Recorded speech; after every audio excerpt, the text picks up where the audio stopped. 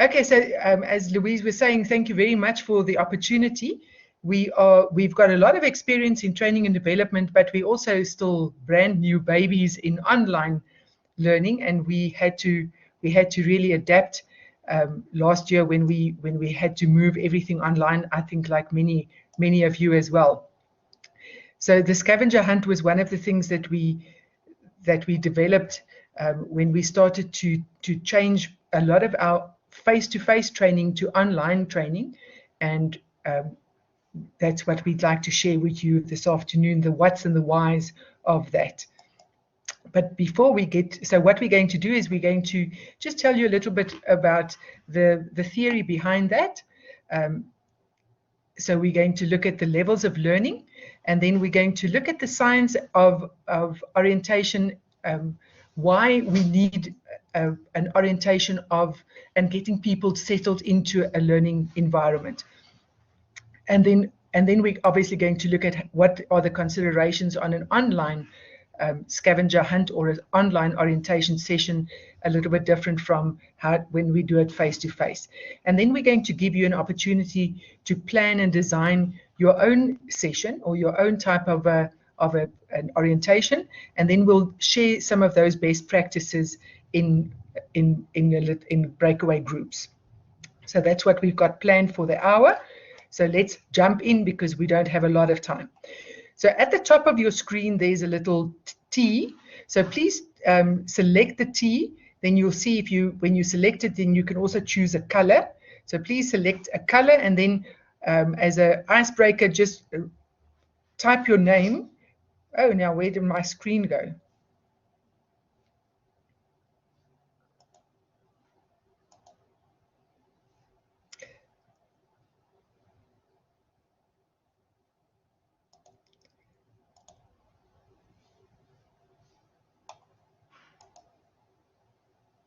Okay, so just select the T function at the top, and then you can write your name on any of those. Are you a trainer? So please choose a color and then write your name under and in each one of the rows. So under the trainer, a facilitator, each one of those, and at the bottom you can even choose your own descriptor and just tell us a few things about yourself.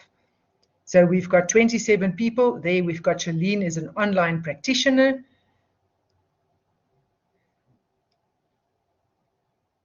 Okay, so if you're not Eugenie, thank you. So just click on the T and then you drag it to where you want to, and then you can start writing.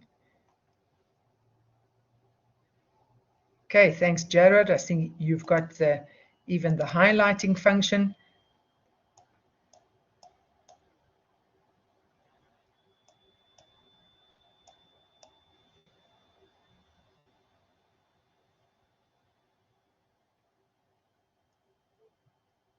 Okay.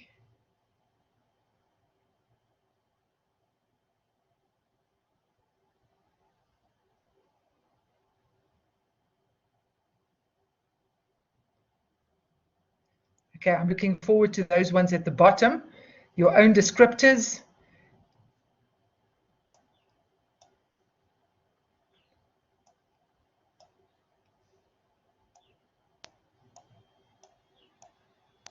Adventurers we've got here.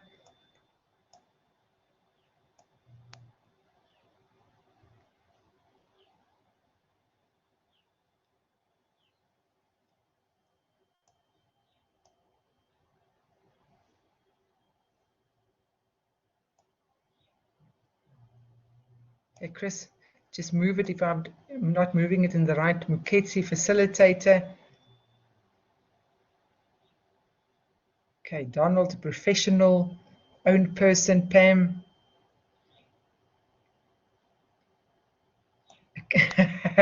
I like that, scavenger hunt enthusiast. A business owner and global citizen, fantastic.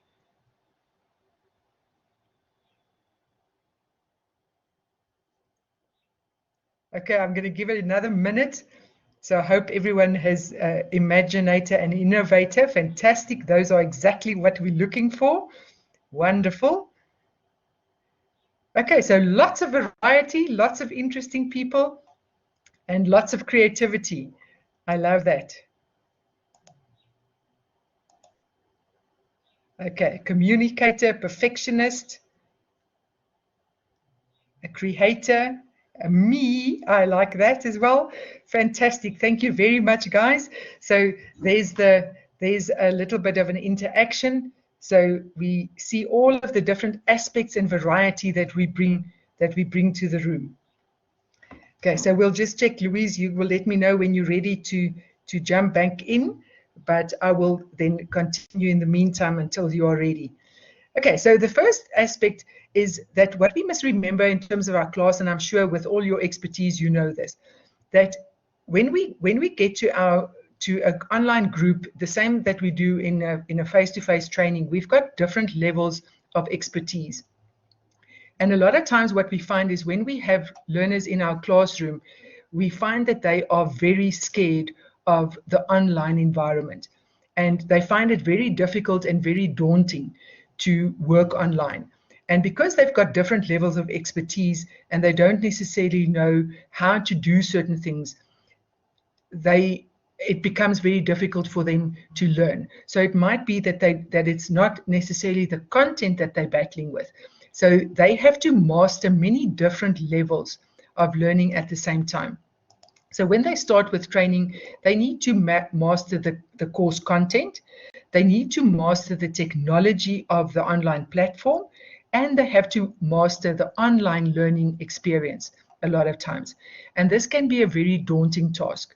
So in the beginning, they might be quite fearful and apprehensive, or they might not even know what they don't know. So they might feel quite relaxed and not even realize that they've got a problem. And then when they start to realize that the things that they don't know, then we see that they enter into this phase of unconscious of the incompetence. And when they move into conscious of their incompetence, they start to get very frustrated. So we usually see this where they lash out at either each other or even at us as the facilitators and the lecturers, and they want to change the program, and they want to change the module, and they want to change the sequence, and they want to change everything. So usually then what happens is from there they move into conscious of their competence, and they start to move into a little bit more of a relaxed phase, and we need to then assist them to help each other in moving on into the next phase as well. So this is where they then start to learn, and they start to change the way that they do certain things. But this is not always an easy process to follow. So it goes with a little bit of pain and a little bit of resistance. But if we give them the opportunity, they then become masters. And in being masters, they can then start to master themselves in terms of the platform, and they can even then become able to help others. So the scavenger hunt then tries to incorporate all of these different aspects, where we take them from through easy steps where they don't need to know what things are. We actually take them on a step-by-step guide to experience and to find the different tools that they're going to use and that they're going to need. Okay, please, guys, if you want to ask any questions, or I mustn't say guys, ladies and gentlemen, if you want to ask any questions, you're welcome to raise your hand at any point. You don't have to wait until the end of the session. So at any stage, if you want to say or ask something, you're more than welcome to do that. Okay, so these are the different levels of learning that I'm also sure you're aware of, but this is then what we try to take the people through, and being cognizant of the emotions that they go through as they go through these different development stages. Okay, so why do we need an orientation?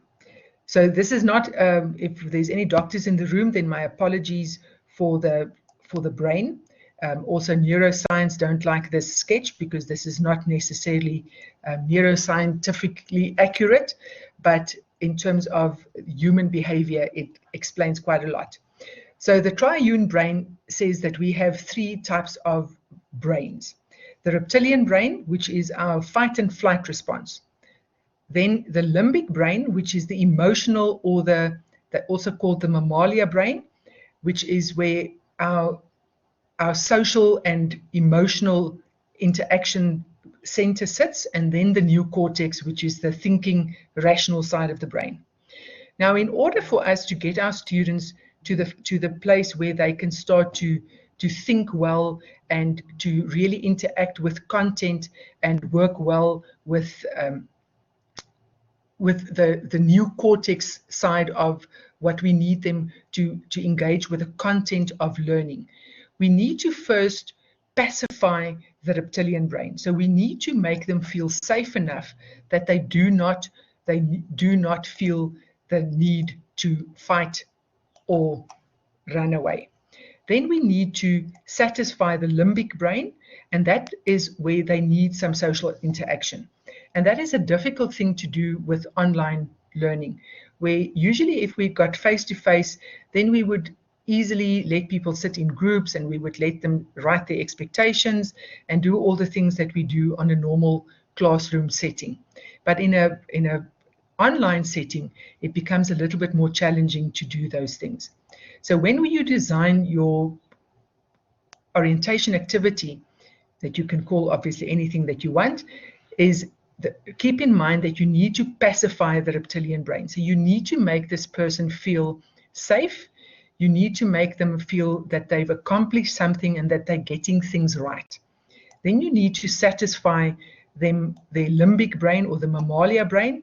So you need to make them feel that they're part of a group, give them some form of interactive sense of belonging. And once those are done, then you can activate the neocortex. So then they can start to interact with academic content, they can start to read things, they can start to write a test or do whatever the case may be. But if you start with those too fast, and that you haven't pacified the reptilian brain and you haven't satisfied the mammalia brain, then we overload and we actually create a lot of emotional havoc in the individual, and we put them under stress, and it takes longer for them to actually go and actually start to be ready for the learning experience. Okay, any questions, any comments there? You're welcome to also put things in the chat function as we continue. Okay, so what are the things to consider when designing your orientation activities? So obviously, one of the things that you need to look at what it is that you are going to do. What is your typical style of presentation? What is it that you want to do? And if you are going to do a lecture style, if your presentation or your interaction is lecture style, then that means that it is more of a passive method, and you might not necessarily interact with your learners so much, or they might not be interactive in terms of the platform that much. So you're going to tell them something and you're going to ask them questions, and that is enough. But if you are going to ask them to do group discussions and demonstrate things and have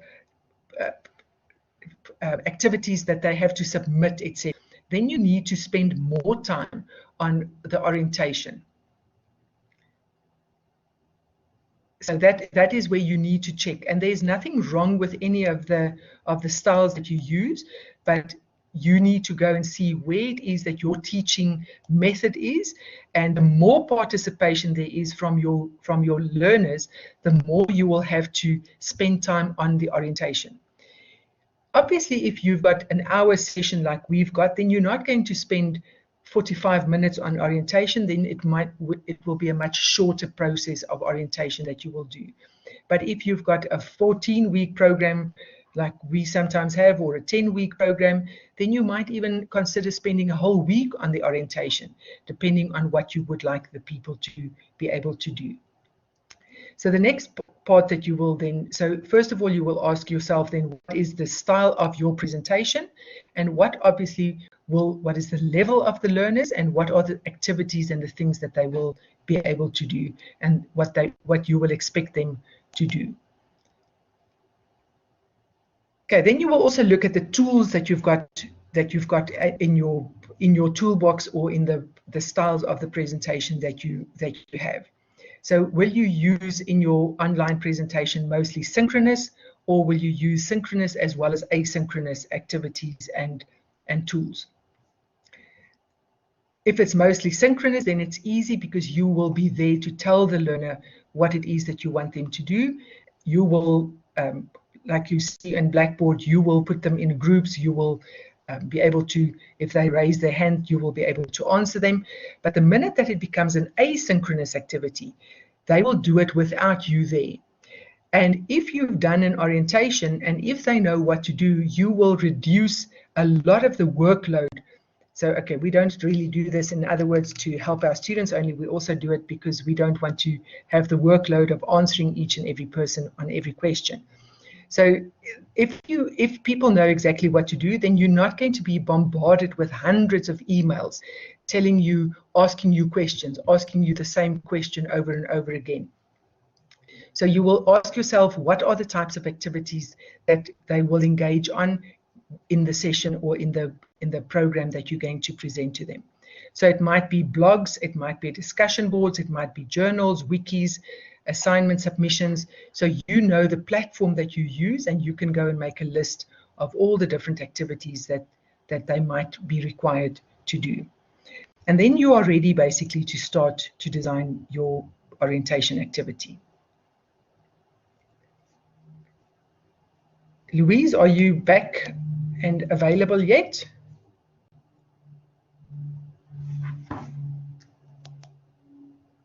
Not yet. Okay. Okay, so are you ready then to start to design and tailor your own orientation activity with those questions in mind? So what I'd like you to do, okay, let's quickly see if we can do a poll and see if you are ready to do that.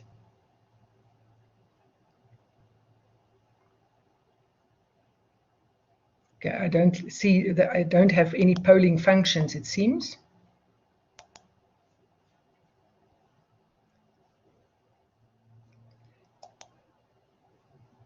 Okay, so do you have any questions before I ask you to start looking at your own?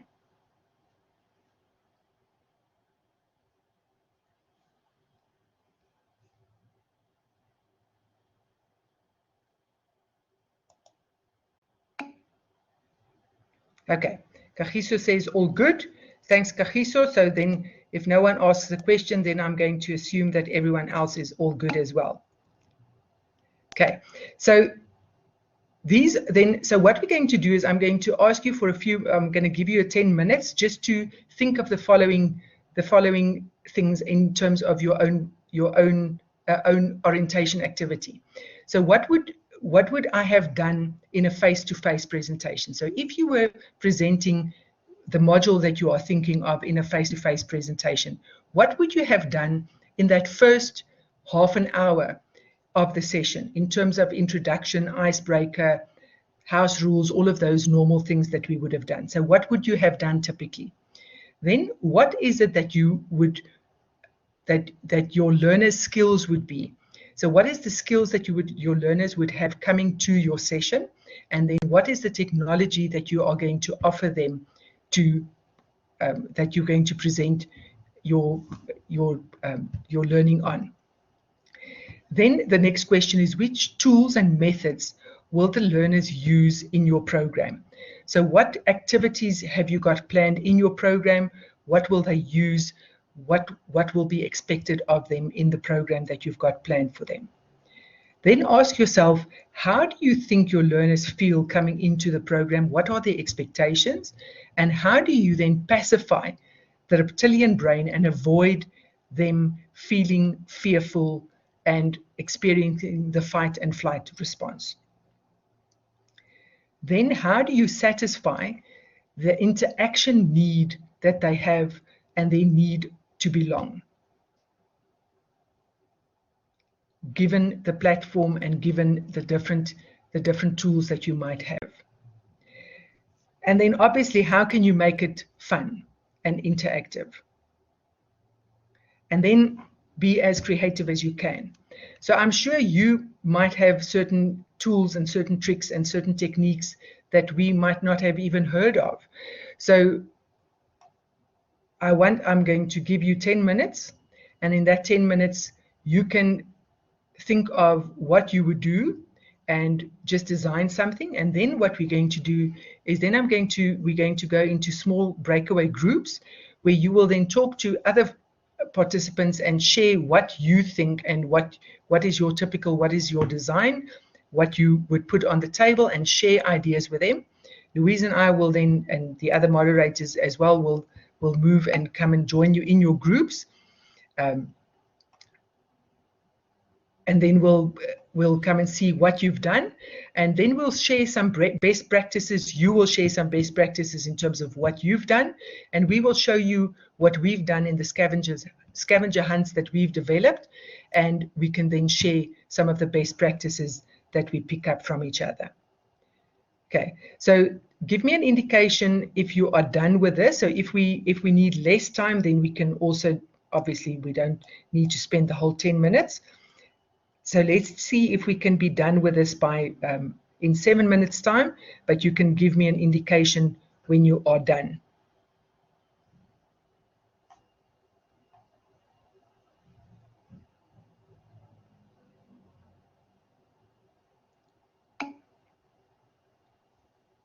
So, yeah, so in the chat function, you can just tell us when you are done.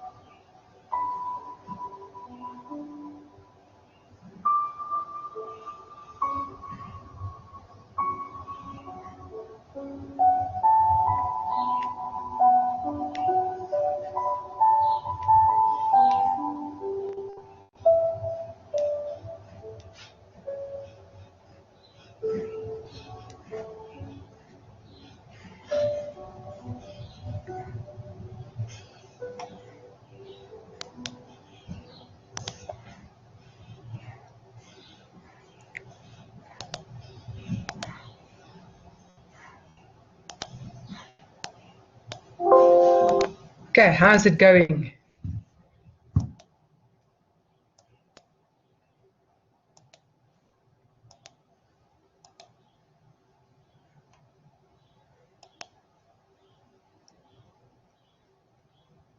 Do you need some more time, or are you done? Have you got an idea, a rough outline?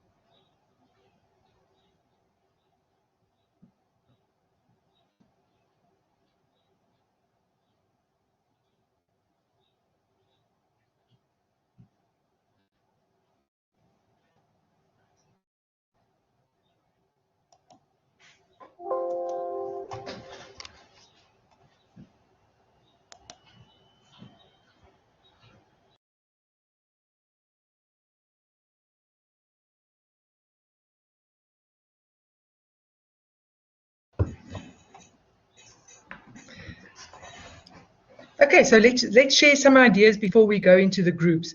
So what would be a typical thing that you would do to pacify the reptilian brain? Anyone that can give us any ideas and suggestions?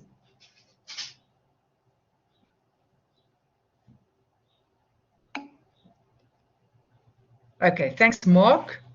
So anything that you'd like to share, any ideas that you've got in terms of pacifying the reptilian brain, that to make people feel more comfortable?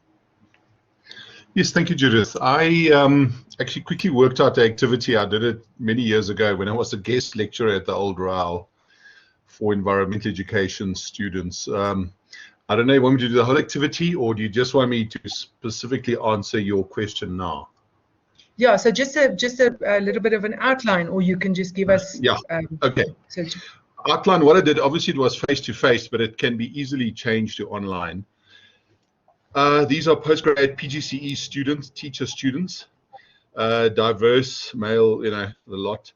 And I thought, how am I going to get these students to do hands-on environmental education? And the topic was environmental issues. So what I did was, very briefly, I made little packets at home, and in it I put cardboard, pencils, coloring in pencils, glitter, even a condom, rice. I know it sounds quite strange, all my list of tools, but it'll make sense shortly. And then my task was very simple. I said they had 50 minutes. They could work singly or in pairs, and they had to make a butterfly. So imagine the butterfly wings, and on the wings you have written in little circles or whatever pattern you choose the environmental issues, so littering, overpopulation, etc., using different colors. Now remember, I'm working with adult students now, but my thing to pacify them, I said, well, you've all been to pre-primary, so you all know how to cut and use a pair of scissors and how to draw and be creative. So it was a totally immersive activity with these students. And I said, well, you've got to brainstorm the ideas, because you've got to write the environmental issues on the wings of the butterfly. And then I said, well, your butterfly needs a body, and that's where the condom comes in the rice, is that you fill up the condom to give it a body. Then you can talk about the issue of overpopulation and issues of birth control, etc., etc. So that got them going, and I said, well, by the end of this, I expect to see a nice ready-made model. And it was amazing. The students dived in, and they made these beautiful little butterflies with glitter and colorful, and even put antenna on them. And as I said, the body of the butterfly was this, and they attached it with a string which I had provided. So these are all tools that your students should have at home and they don't need to buy anything new, because if you need cardboard, you just use the back. If you have an exam pad, you just use the cardboard at the back of an exam pad. If you don't have a condom, don't worry, you can use a small little plastic bag or something. Rice, people should have rice. So it was interactive. Then students had to share what they did, and then we had a discussion. Now, what was one of your big issues on your wing? Some would say like water pollution in my, down the road from my home. The little Spruit is very water polluted. So that got the students going, and they were like playing with these butterflies, and it was fun. They actually made something concrete in a short time. And this is something you can do with your online students as well. So that's me, just in brief. Okay, fantastic.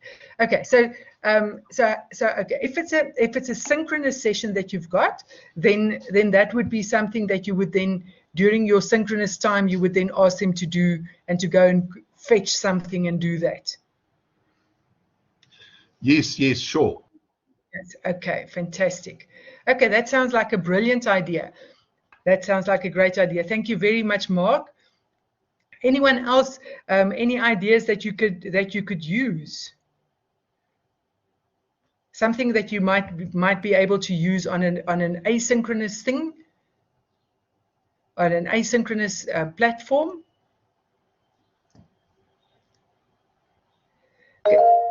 Dr. Granny. Okay, thank you.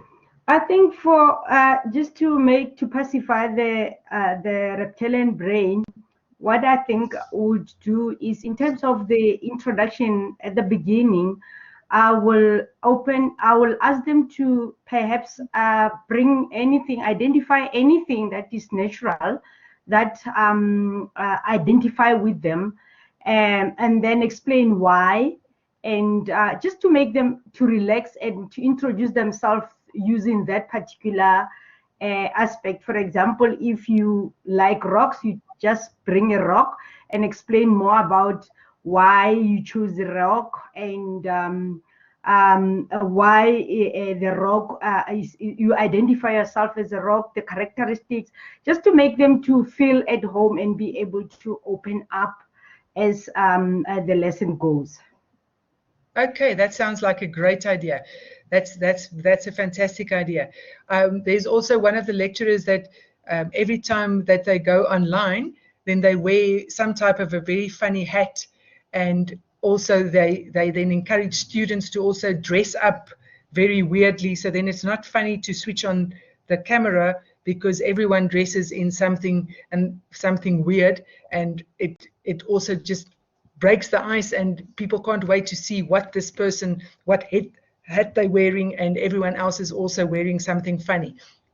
So that would also be great. Thank you very much, Granny. I think that's a fantastic one. Okay, keep the ideas going. I think those are fantastic ideas.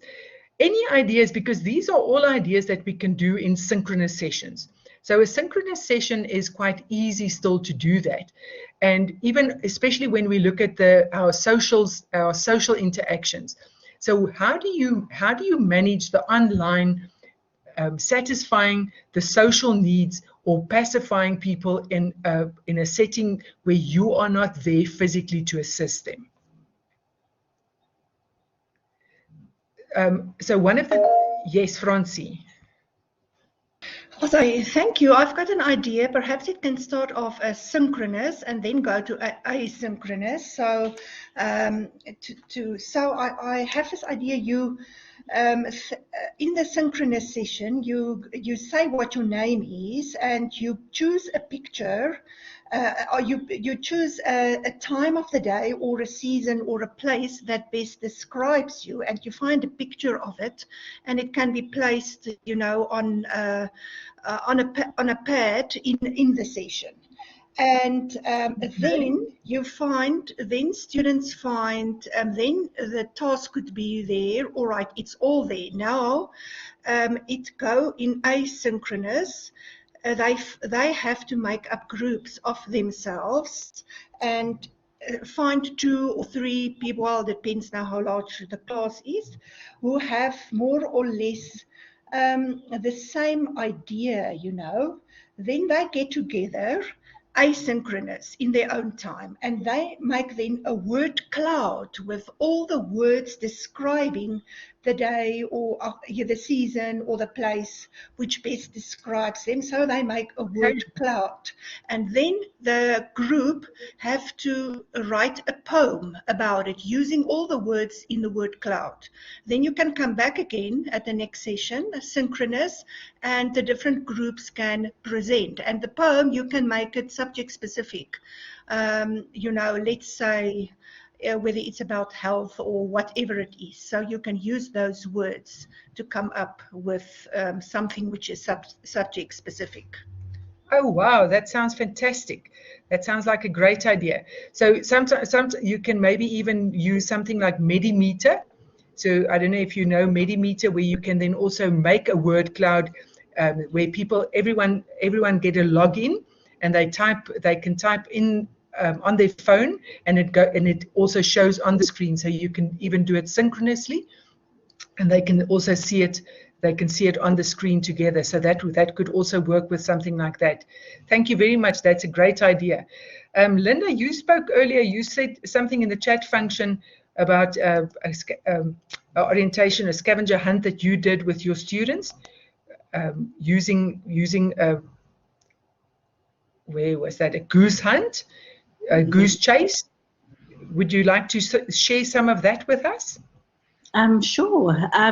It's a lovely app. You can use it for free, obviously with limitations. So you've got to be creative in terms of how you get your students in groups. But you can set up tasks for them. And as an icebreaker, I normally just do fun tasks like get everyone in the room that has something red on their clothing and take a picture and upload it.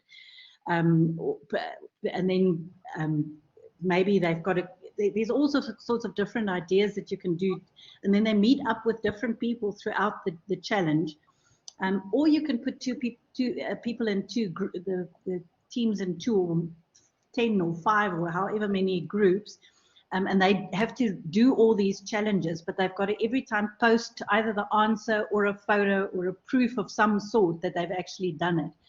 And then there's a scoreboard that can show you whether they're leading or not. So it's healthy competition between the groups, but it's very informal.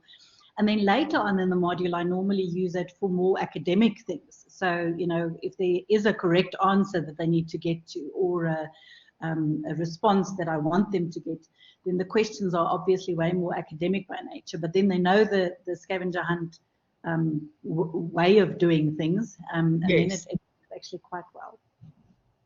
Okay, fantastic. Granny says the use of short 1-minute voice notes, video clips with different activities can also work well. Okay, so fantastic. Those are all great ideas.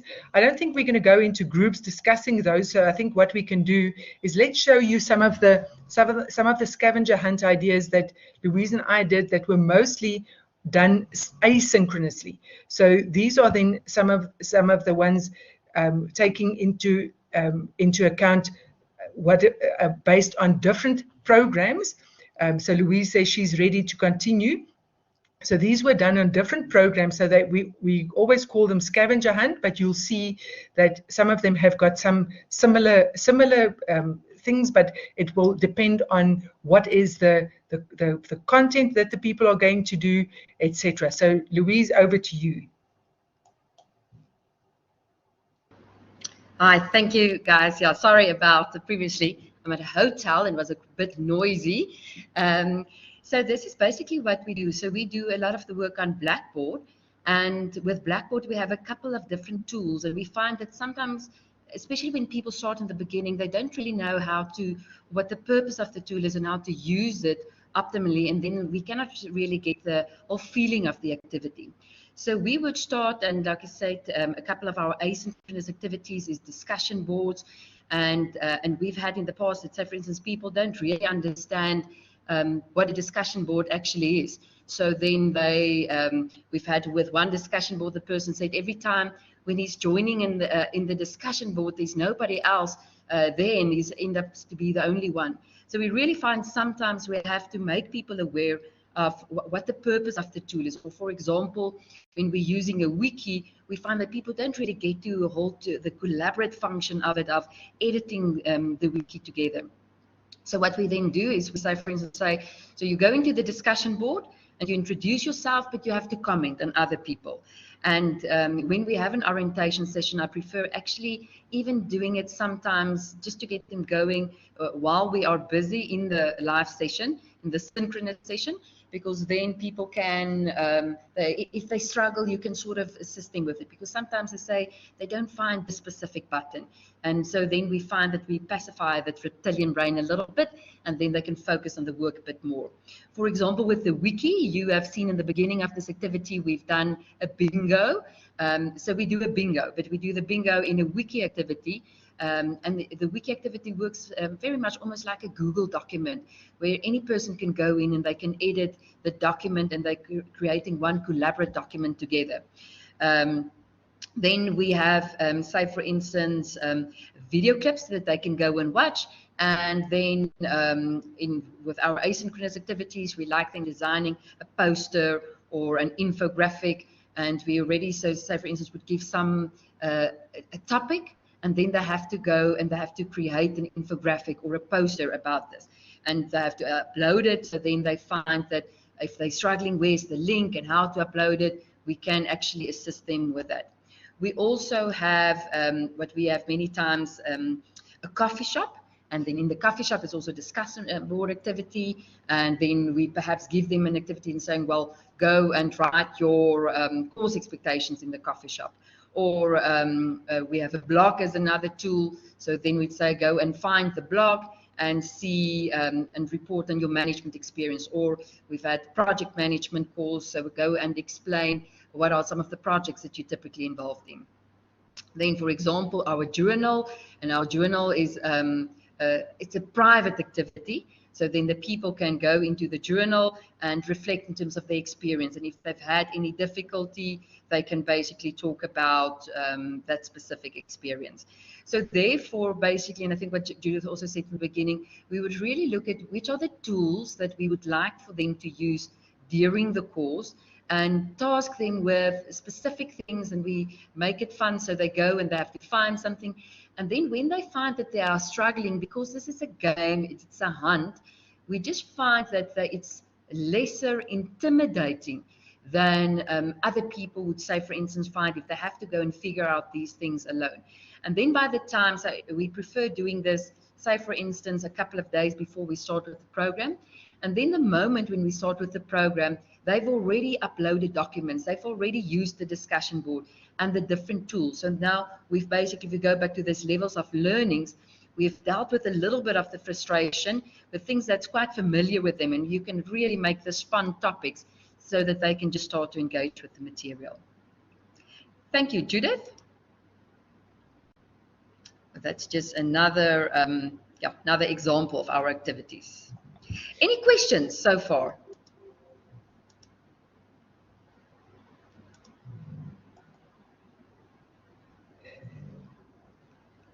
So what we would typically do is we would then build it into the platform. So we would then put the scavenger hunt with all the different instructions into the platform on Blackboard. So they will then click on it, and it will then take them to the platform.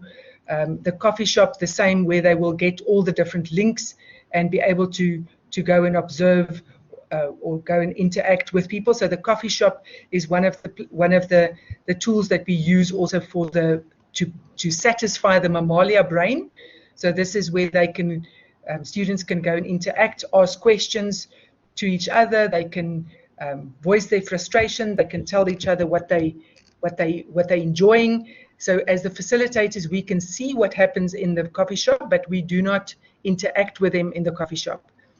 So it's also a very nice tool for us, so we can see if something goes wrong. So some people will say this link is not working, and we quickly behind the scenes go and fix the link. And then someone else will say, no, you must just go and do this, that, and the other. And then it's miraculously starts working again. So it's a little bit of a cheat for us as well. So that is this is just a nice tool that they can go and use. Another very interesting one that Mark, you might be able to also work with is called, I don't know if you guys know Canva.com. So it's also a very nice creative tool. So you can use Canva, has got all the tools to design, and you can go and design your butterfly, for instance, without any of the physical tools. So you can still do, you can use the rope, and you can use all the things that you need to do. So you can give all the instructions, and people can design things they can design a poster, for instance, or they can do an infographic, or they can do a video on that.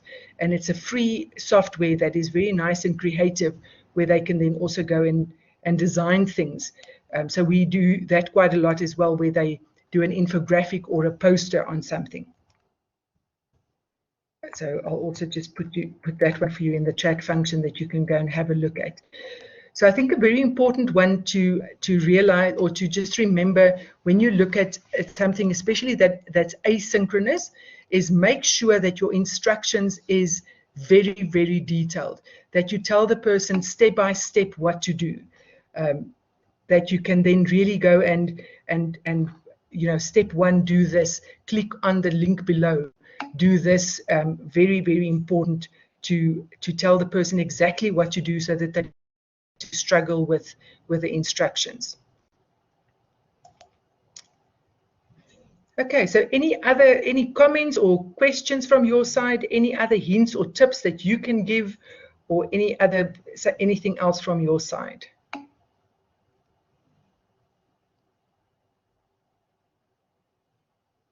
Okay, yeah, so Jamboard that Louise mentioned is also a nice one, where people can then build a collage together. So I think that's also what Granny mentioned. That could also work. So there's quite a lot of nice online tools that one can use that would also pacify the reptilian brain and just reduce the people's fear of the online platform.